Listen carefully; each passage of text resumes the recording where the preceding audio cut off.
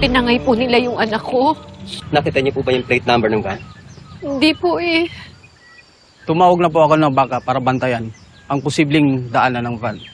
Pagsasagawa na kami ng checkpoint, hindi pa naman siguro sila nakakalayo. Sir, tulungan niyo po yung anak ko. Wala ho siyang kalaban-laban sa mga dumukot sa kanya. May mga baril po sila. Parang awa niyo na nakikiusap po ako sa inyo. Tulungan niyo po ako. Hanapin po natin yung anak ko.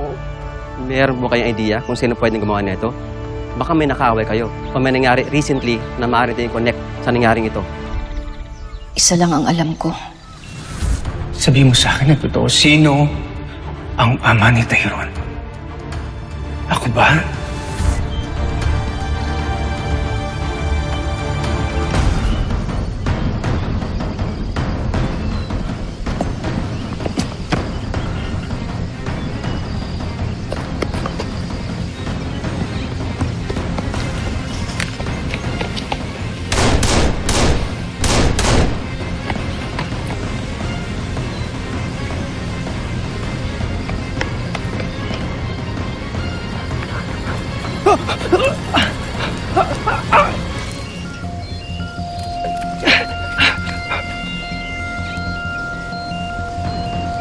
Baboy!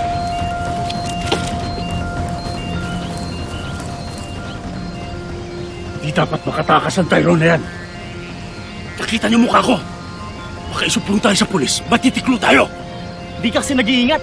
Inutil ka kasi! Pinakawalan mo!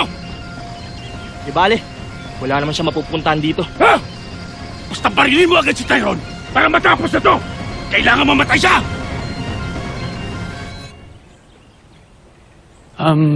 Numating na ba nanay mo? Hindi pa. Bakit bigla mo silang hinahanap?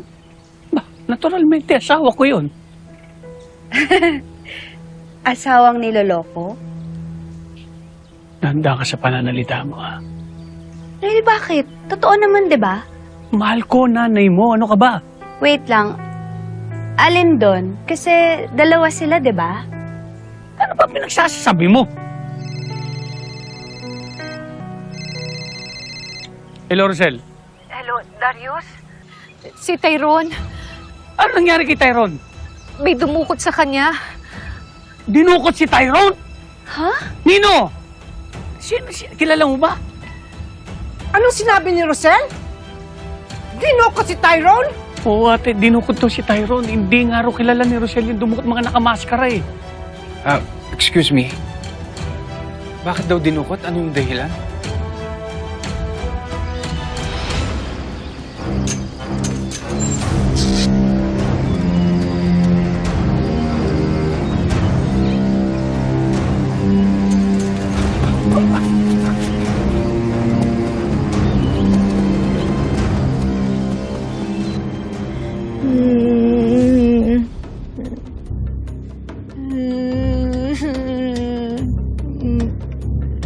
Bel?